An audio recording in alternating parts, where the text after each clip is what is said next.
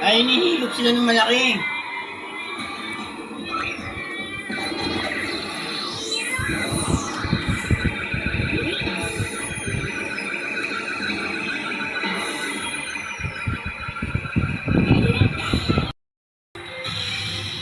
Bagyong Tagay sa Pampanga! May nantay pa kami rito dalawa. Kung pupunta yung isa, tatlo lang kami kung hindi.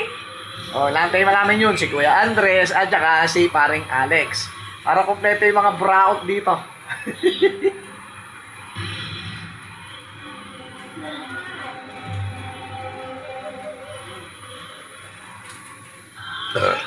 Iba talaga yung lasa ng beer dito sa Pampanga.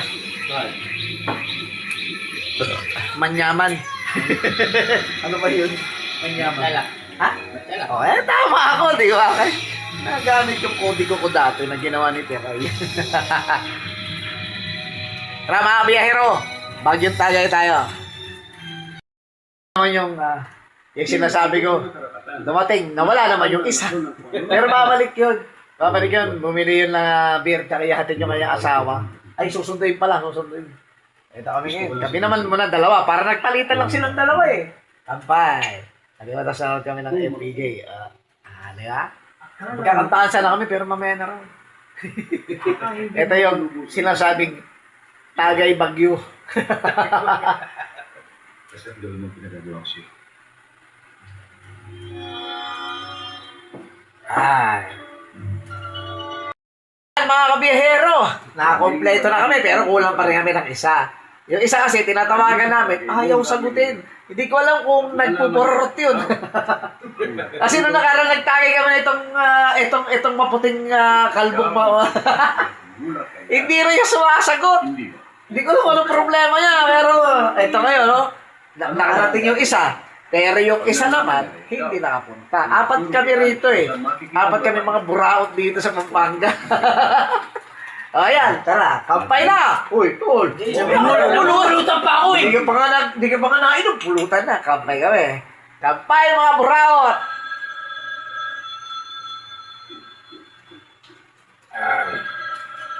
Ayan. Di ba pwede pulutan mo na bago tagay? Hindi, kasi ano yun? Ibang klase yun, iba tawag nun. Mamupulutan yun, di magtatagay yun. Sige na, babay na kami. Teka na. Ayaw, may kasama siyang escort. Ayaw na kasama yung escort. Oy, Nak! Talia, dito yung tropa mo. Sinasama ko yun. Ayaw sumama eh. Sige na, babay na kami. Anak, ito. Anak. Iyak ka lo. Ito yung kapre. Ito, ano to? Malibog. Ay, siya nga pala mga kabingero. Ito kami yan. At may pinag-uusapan kaming pangkabuhayan showcase. Actually, gusto ko kasi Papaitan, Pampanga. di ba manginginom kami. Actually rito kasi walang mga papaitan. Dito mga hito, inihaw, mga inihawang klase. Kaya tinan mo yung chorto mukhang inihaw na, di ba? Inihaw na sumpo. Hindi kasi ang pala ko, yung mga papaitan sana. Ngayon, meron akong suggest sa kanila. Kasi anong suggest mo sa papaitan? Para sumara? Papawitan. Ano yun? Ano yung sabihin ko? Parang papaitan lang nilagay sa puwet. Gano'n ba yan? Hindi ka rin yun. Ano ba yung mga diskarte mo pakitig sa ganyan? Sa papaitan, syempre kasi dito sa Pampanga, ang gagamitin nilang pampapait, yung balat lang ng kalamansi.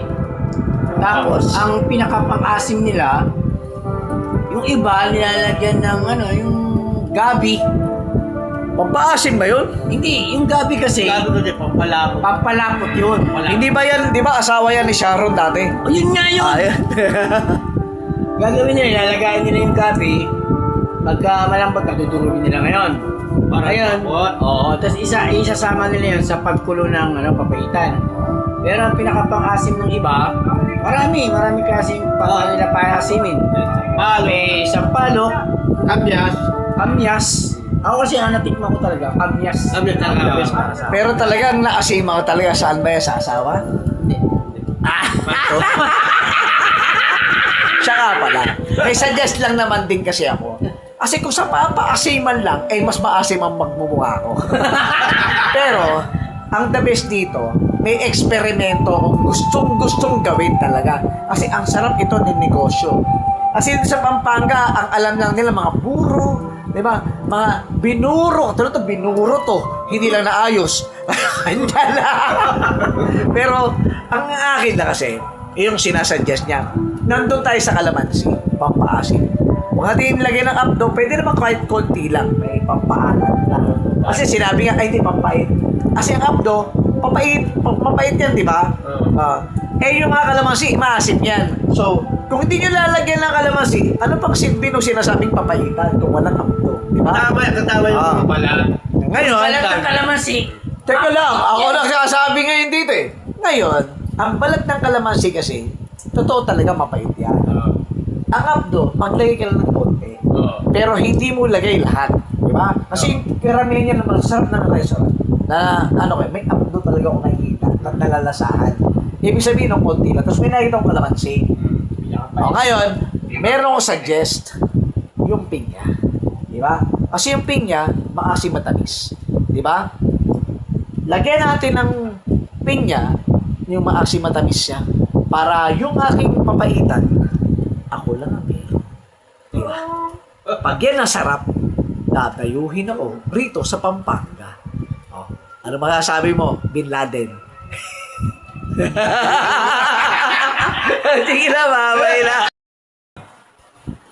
Walang uwian to kahit umuulan. Tandaan mo yan to lang. Lagi na siya dito sa Pampanga. Kung ikaw umuwi, hindi ka waray. Isa kang durugistang kapangpangan. Wow! Yung dinudurog ng asawa. Akala mo tatlo tayo. Nag-request ka. Pinaunlakan kita. Pero kulang tayo ng isa. Dinudurog din yun ng asawa. Testing mo kaya tawagin mo. Teka lang. Kasi naka-live tayo. Okay. Sige. I-video. Pero sana kasi, yung mga nakuha natin ang ganda sana dun eh. Kaya eto pala. Okay, ulitin natin. Si Bin Laden nabuhay yung anak. Eto nga pala, mga kabiyahero ha. Mamimingwit kami. Ha? May bagong pamingwit. Di ba? Mamingwit kami after ng birthday ko. Kaya yung mga magbibigay ng mga supply dyan para sa birthday ko, bigyan nyo na ako. Kasi kahit mga bulatiti lang. Bulatiti. Alam mo yung bulatiti? Ano yung mga bulati? At saka yung mga, ang hirap banggitin. Sa Pampanga. Tayo, mamimilmi. Mamimingwit tayo sa... Magdadali ka kay Meta. Oo, si Meta kasi kumpare ko yan. Pero, syempre, alam mo naman above the law. Pero, mamimingwit kami sa dam. Sisisirin ko. May bago akong biling mga sinong maninisid dyan. Alam naman, mamimili tayo sa Sisisirin ko rin. Syempre, may pana ako eh. Bumili akong pana. Bibili ko. Ha? Pagtatagal mo. Ito, usapan to ng mga buraot. Ako, buraot Rodel, buraot Ivan, buraot naman siya Andres. Kulang kami ng buraot Alex dito. Wala si buraot Alex, kaya tatawagan namin. Kaya papatayin ko muna para matawagan namin siya. Okay? Gabi na! Pero dito, alas 7, parang alas 9 na. Oh, ganun talaga. Tap lang po. Huwag lang kami tumuhan ng balbas na kulay puti katulad dito. Okay. Salamat po sa amin. Bye-bye na! Bye-bye.